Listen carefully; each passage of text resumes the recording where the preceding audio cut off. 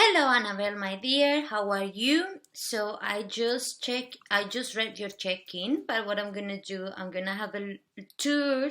I'm gonna take you into a tour with me. So you said you have been eating very high calories. So if we look at the week average, it's actually not gonna give me the week average yet. So from 1 to 7, what was no? This is this week. It should give me, yeah, this is the average. So the average of calories that we ate this week is 1,714, which by just by 1 week to the other, just by being more aware of what you're eating, you manage to have 100 calories difference between 1 week and the other.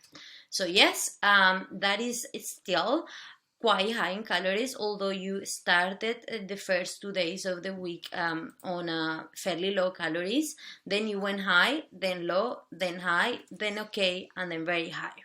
So it's definitely, I believe what's happening here is your mood is playing a massive role. Obviously, you mentioned that you have your period, so that has to do with maybe what is happening in here. I can see that the carbs on the days that you had higher calories, it was mainly coming from carbs. The fats this week were more controlled. Besides Friday, you actually have very low protein, but you had very high fat. But we are getting into something again. What I mean with that is we are, besides Friday, we are hitting almost every day 100 grams of protein, which is a good base. We don't want to keep it any lower than that. Even those 2 days, I will count them as 100, but we will be aiming to actually push that number higher and then push this number lower on some days. It actually wasn't too bad.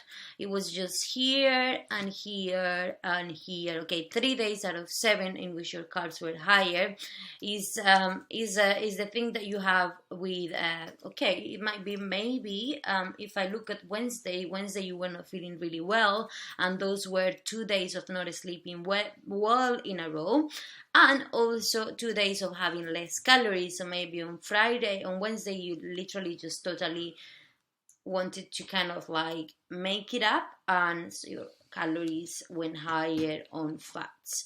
So if I go back into your weekly breakdown, so we have an average of 100 grams of protein, 58 grams of fats.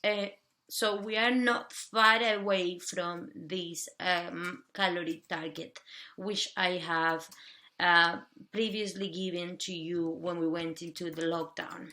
So I want us to aim this week to really stick to this 100, 660, 160, 120, 60 if possible. If you are finding that sticking to a set given macros is doing your headings, please let me know, because we will then do what I said that we were gonna do. But since you have been tracking every day, we might as well just make sure that now that we have had 2 weeks of tracking, we are now in a good position to understand that what is your activity levels and what your energy expenditure is gonna be, which is not gonna be as much as you plan it to, since the weather has been really cold, so you couldn't go for many walks. I will encourage you, and I know it's not very motivated to go out on a walk when the weather is really cold, but literally just wrap yourself up and get out for a little walk, even 30 minutes, because that change of air is going to help you as well with your mood, and at least you feel better at the end of the day because you managed to do more steps. So just mentally it will help you. I don't want you to get obsessed over the steps, but I know that the days you have steps, you just put the notes like, oh, not good day, low mood, I stuck on my sofa, felt really bad. So it's doing your head some way. So if we can whether you decide not to care about it, but I know you will care because the idea is to keep you active. So you might as well just say, you know what, if I have done 3,000 steps at home, I go out for half an hour walk, that will be almost 8,000 steps of a day, which is not too bad. Remember, anything from 7 to 10,000 is thumbs up, and anything on top of 10,000 is a bonus. Okay. Sorry. So for this week, focus number 1, trying to get back into these calories, whether that is on a daily basis or the weekly average. So the days that your fats went higher, let's try to get the carbs lower, and otherwise when the fats go higher, let's try to keep the carbs lower. But on days, for example, in which this one in which the fats were really high and the carbs were really high but the protein is very low, those are the days that we don't want to have. Why? Because those days like that will just mess up the whole week, and it will just mess up your water retention, especially if having the period. So it's not gonna help you. I know that we feel hungrier over the period for comfy food, fat and carbs are our option of choice. We never crave a breast of chicken when we have our period, but it's also important to understand that if you just control that a little bit, you actually might feel less PMS, because anything that is high on carbs and fats will cause a lot of inflammation, and the period is an inflammation itself. So if you have less inflammatory food, which means more protein, more big greens, vegetables, anything with fiber, more complex carbs, and less refined sugars, less alcohol, less fats that are not essential fats, your period you're actually gonna feel better over your period as well. Okay, so very important to remember that. And one last thing I wanted to say, thank you very much for taking the time to fill up every day how your mood was, what your steps were, how your sleep was.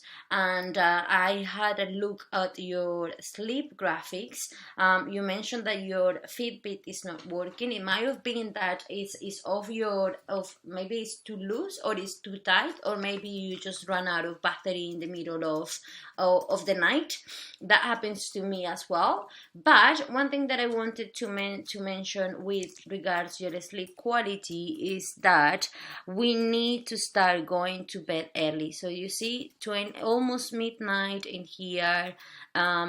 Okay, this is okay. If you're waking up at 7, this is okay. But let's try not to go midnight. I think 11 will be like 11-ish. 10-ish, 11 will be the time that you definitely on bed. And just to try to get more deep sleep at the beginning of your sleep if possible. And one thing that I noticed as well is that in fact your REM sleep is very low, and that's the reason why most of the time your Fitbit is giving you a low score on your sleep. So for example, here 6 hours 42 is not enough because we need 7 to 8. I believe you have set it up like that on your phone. And then from those 6 hours, we managed to have 45 minutes deep and 1 hour and 1 minute REM. This day for deep and REM was actually not too bad for the amount of hours that you slept, but you perhaps felt that you didn't rest just because you didn't sleep enough. So if you needed to be awake at 7 and you struggle to go to sleep until believe this is 1 a.m., so your sleep was just not enough. So those are the things that we need to start focusing. Trust me, going earlier to bed will help you achieve a better score. And if we are not able to fall asleep straight away, like you did on this day, then we need to start doing an unwinding or like a night time routine a little bit early. Take your magnesium, your zinc, your L-theanine around right after your dinner, and then like this your body will start winding down. If you don't know what is the L-theanine, the calcium, and all of that, I think I sent it to you before, but I just posted on the group PDF, which will help you, all of you that are trying to deal with the stress management. So let me know if you want to know more about it. But yes, so for example, in a day like this in which you slept 748 hours, you had 1 hour 21 deep sleep, 1 hour REM sleep, so it's actually not too bad. So then don't get obsessed over the score that the Fitbit is giving you.